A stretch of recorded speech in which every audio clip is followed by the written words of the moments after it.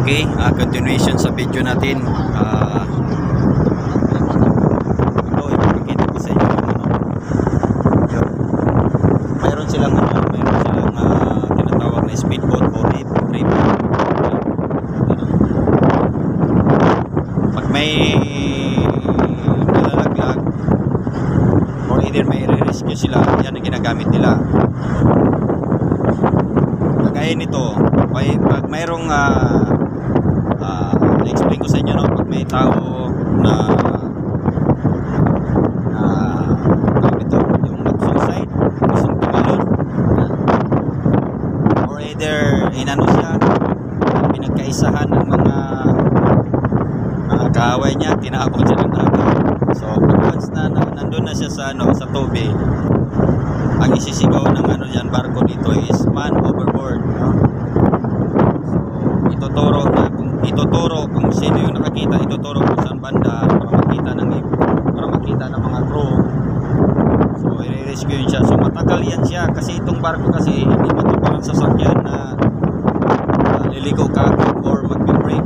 Ito, ang haba ng ikutan nito. Pag may nalalaglag dyan, ang tagal makukuha yan, baka 1 hour or 2 hours pa siguro. Kasi iikot siya, ikutan niya yan hanggang mapalapit kung saan nalalaglag. Yun. So ganon ka-risk din pag pag may nalaglag na tao dyan or may nahulog. Yun yung pinaka-risk din ng sa barko. Kukunin yan siya pero iikutan, napakalayong ikutan. Kasi hindi mo kaagad ito mag-break.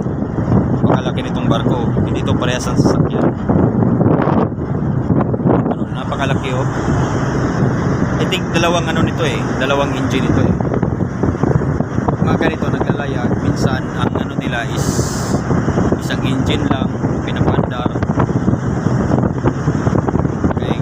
Kasi kung masira yung isa, may engine naman isa. Sometimes dalawa din.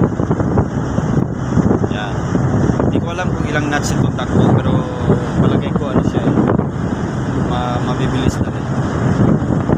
Yan. So yun, napakalaki, dambuhalang makina. Yan, dito sa likod. So ganito yan, pinapapasyalan kagabi, hindi kita dito pwede pasyalan eh, kaya nakapag-video tayo ngayon. So medyo mainit, clear sky.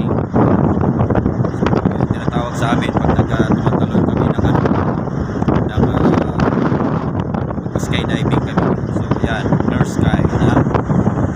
Nakita mo na yan. Yan, ibig sabihin nakatihaya ka, ibig sabihin bunot ka na kagad. Pag ikaw yung airborne na hindi bumuka yung parachute mo, makikita mo yung kulay blue, nakakagad yan, bunutin mo na kagad, no? Yung resort. So yan, napakaganda yung paligid. Yan. So ito, explain ko sa yung ito inflatable life raft. Itong inflatable life raft,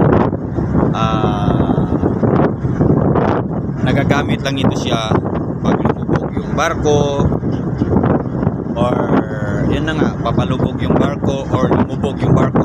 Once na lumubog yung barko, kusa ito siya nag-i-inflate, no? Nag-i-inflate. I think nag-i-inflate ito siya ng 20 meters or 18 meters or 20 meters. Yun. Tapos kung hindi pa lulubog ang barko, palubog pa lang, may manual po siya. So may inihila ito, dito yan inihila.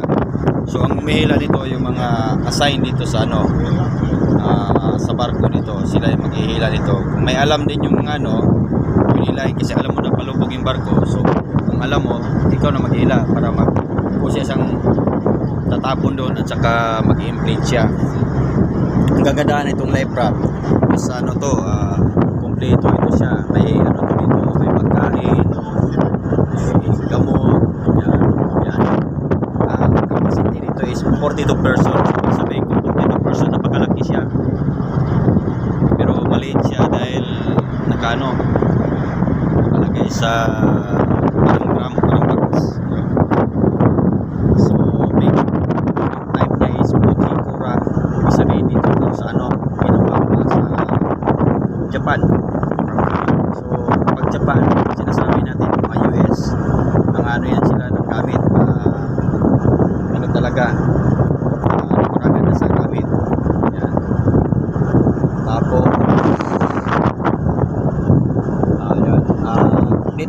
na-register dito siya is January 2015.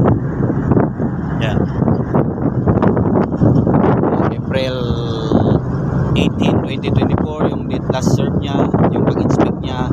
So i-inspectin na naman ito ng April 18, 2025. So hindi sila parehas no, na pag-inspect. Mayroon din dito is April 15.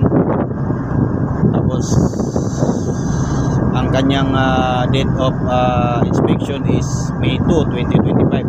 Lahat ito 2025. So dapat ano to siya, parang brand new na naman ba. In-inspect lagi ito, tinitesting nila ito kung okay pa o gumagana. Na-expire na ito, hindi na nilalagay ito dito. Dapat good condition o operational. Kasi hindi natin alam ang mangyayari sa barko. Although ang barko, bihira lang pag namatay ng makina ito, balutang-lutang lang. Hindi kagaya sa aeroplano, pag na-off yung makina, yun na, buong punana na. Matirang matibay na lang siguro kung sino yung makasurvive doon. Pero ito sa barko, pag namatay ng makina, lutang lang. Ayusin, layak na naman. So buhay lahat, no? Yung lang nito is yung lumubog. Pero kahit lumubog ito, mayroon naman ding life raft magagamit. So yun yung kagandahan dito sa barko. Pag sumakay ka ng barko, makikita nyo yung yun yung tinatawag nilang see the world free. Yan kita nyo talaga ikot tayo. So may bundok doon sa kaya may signal dito baka mamayang gabi paakyatan tayo dito sa taas kasi nakalak pa nakasirado.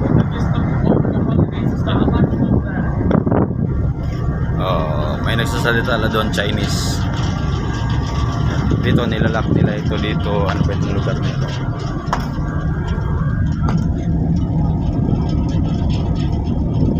Parang rin siya. Parang kung may mga event dito, pwede ito dito. Buong siya buong room. Kung may mga pagme-meetingan or conference, pwede dito. So aircon, puro aircon to lahat. Dati may mga place doon sa sa Super Ferry, walang aircon. So hangin lang siya talaga. So ngayon kagandahan pag matulog ka, malinis. Yung higaan niya, kumot, yan. May sarili kang tawag ito, yung pag nagmumug ka, nagtututbrush, mayroon sariling ganun. Pag nasa ka sa business class. Sa tourist class naman is mayroong 4 na aircon pa rin. Basta lahat aircon. Subukan nyo rin.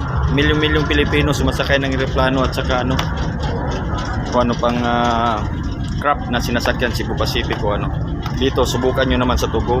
So napakaganda para ma-feel nyo rin, mag-feel nyo rin na pagsakay ng barko. Yung pamilya ko nga gustong sumakay ng barko soon, lulubin ng Panginoon, makasakay sila ng barko. Alright, thank you for watching.